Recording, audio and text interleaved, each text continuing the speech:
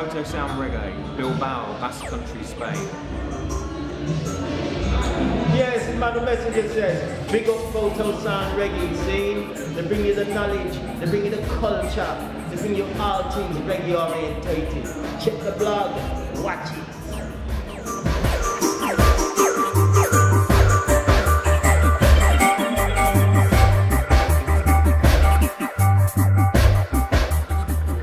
Producer, UK dub, based in Leicester, a small city in the UK, making like dub, roots reggae, UK dub. Run a label called Scoops. Been releasing and recording music for 15 years, playing all over the world, playing here in Bilbao. One of Vibronics' vocalists. First started singing, I don't know, 20 odd years ago with Parvez, who works with us when he was in the Dub Factory on a label then.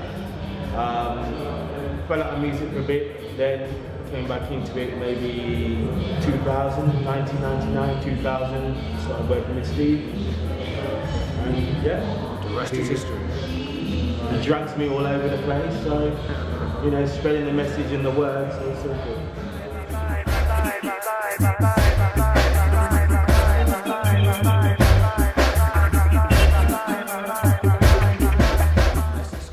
Was started by me and Richie Roots we started talking about it in like 98, 99 maybe. We were like lifelong fans of reggae, and we love vinyl, love reggae vinyl, and love to buy vinyl, and love record labels, and always wanted to start up a label of our own. We've been making lots of music, and it's like, you know, I've been releasing music under different labels with different people, but it's like, okay, well let's set up our own label. So we decided to set a label up. We'd already started working with Madu, and it's like, okay, we'll get Madu to record the first vocal for our label, and that all came out in 2000. Madu did the artwork for it, like he does for all of the Scoop stuff. So it's a kind of Leicester family thing. And Richie Roots is no longer with us. He passed away last year. So. And then I continue with the music and continue with the works, and now up to release number 45, I think. So it's 45 releases on Scoops, so going on strong.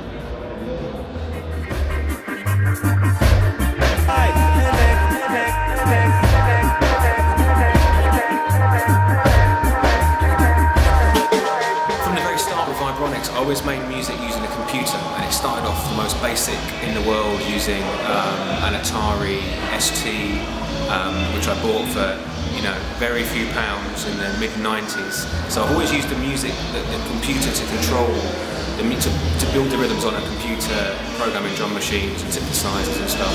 But I've always mixed the music live on an analog mixing desk, like the old school dub masters do, like King Tubby and Lee Perry and everybody. And I still do that now, and now computers are much more complicated and much more powerful, and that has a bigger role in the studio.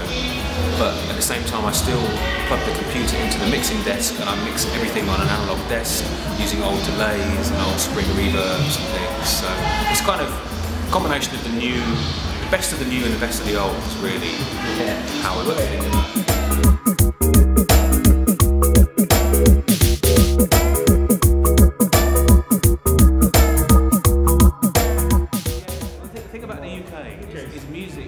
Such a big thing in the UK. In every genre, it's got, you know, probably the biggest music scene. Considering the size of the place, probably the biggest and most important music scene in the world. I'm sure people will disagree with that, but I kind of, you know, music's very important stuff in the UK. And I was brought up on like sort of punk and indie and guitar music and stuff, and then I discovered reggae music later on through dance music and through punk music, kind of led me to reggae music. So my first influences weren't reggae. They were coming from the punk thing, and the punk thing was all about doing it yourself, writing your own songs, forming your own bands, running your own labels, setting your own gigs up. Yeah, and that's exactly how it works in the dub sound system thing. So there's like a link with that. And then in terms of like my dub music, then, I mean, the biggest influences are people like the old masters, like the Scientist and u.n.o.d, but also the Exterminator, Fatty Sparrell, from Jamaica. He ran the Exterminator label, and his dub mixing and his productions are a very big influence on me.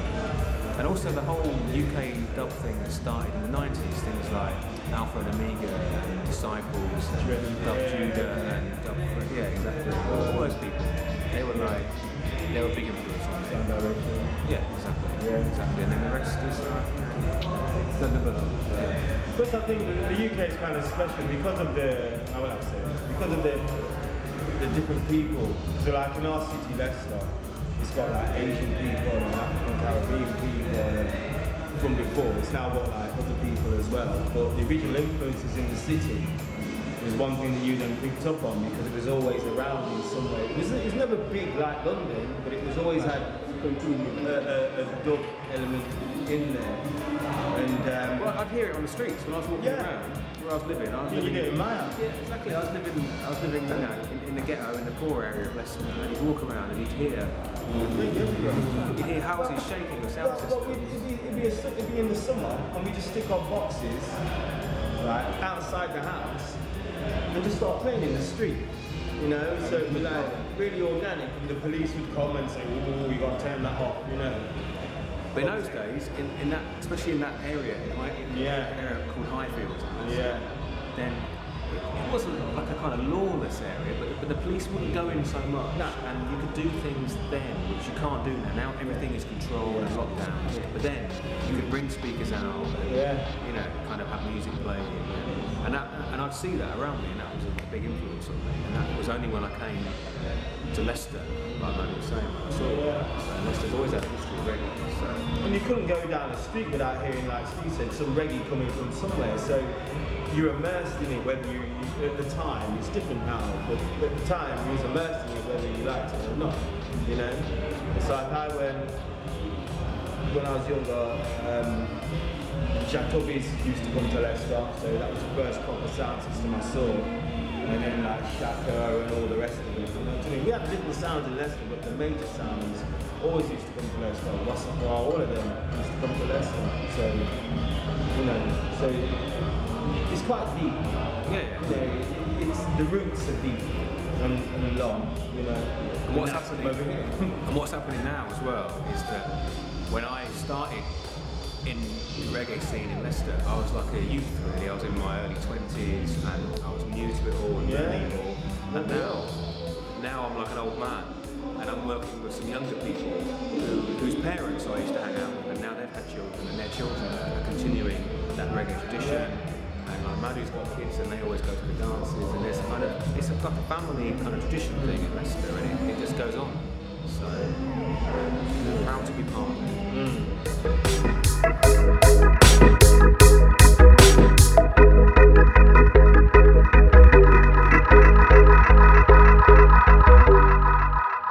In the 70s it was really big. In the 80s, dub, especially towards the end of the 80s, dub went out. It kind of out of fashion. Exactly, went out of fashion, and people lost some interest in it.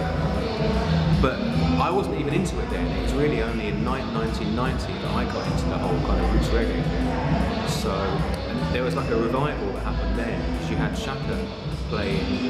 In London all the time. Every month at the Rocky. That's it. He played, so I'd go down every month. So it was always around. Also, but it was promoted differently, because originally it was a black thing. It was in the ghetto. It was reggae music was for black people in the ghetto, and then and reggae grew. Even though the dub scene went down, reggae grew in the 80s, and it was bigger and more popular than ever.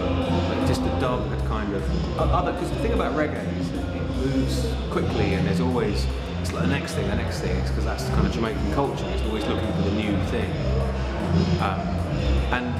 And so reggae got much bigger, but the dub scene just got smaller because it had been happening in the 70s and early 80s, and it was like, okay, we've had that now. Exactly, that became the next thing. That was carrying the swing, and that was a big thing. And then Shaka started being promoted to a different crowd, so it kind of came out of the ghetto and started pulling in people from different backgrounds, so white people and students and hippies and kind of punks and different kind of crowds. Well, I was going to say, you've always had that what you said earlier with the punks. you've always had that little crossover with punks.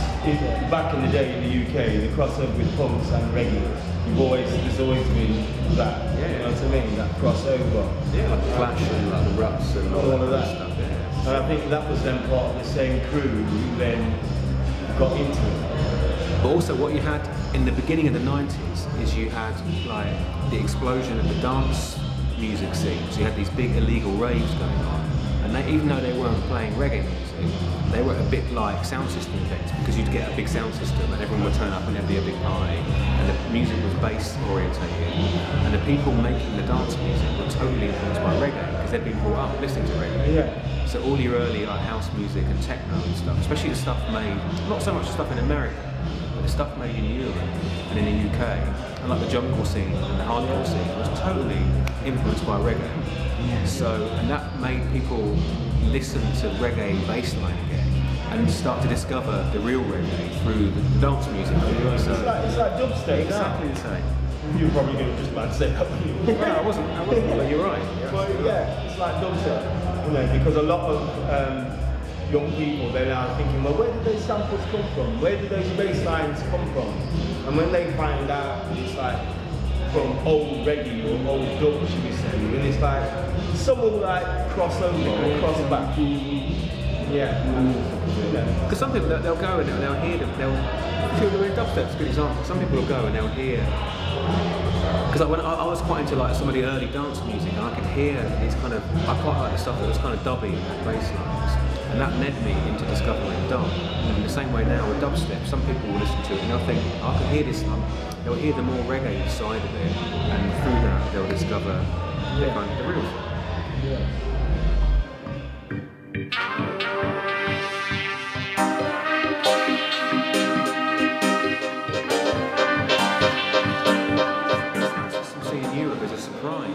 Because like when we started music, we thought it was, okay, it started in Jamaica, came to the UK, and we thought it was just there. We didn't realise that slowly it was spreading further. It's like a virus that escaped from Jamaica and came directly to the UK. And then it kind of sneaked over the English Channel into Europe, and it's just kind of spread all over.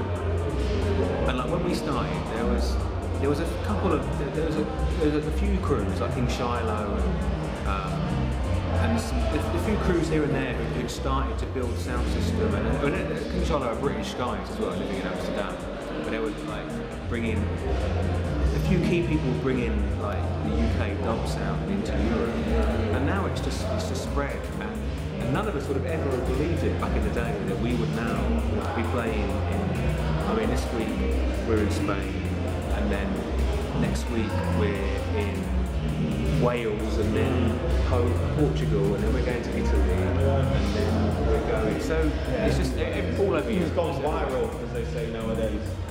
You know.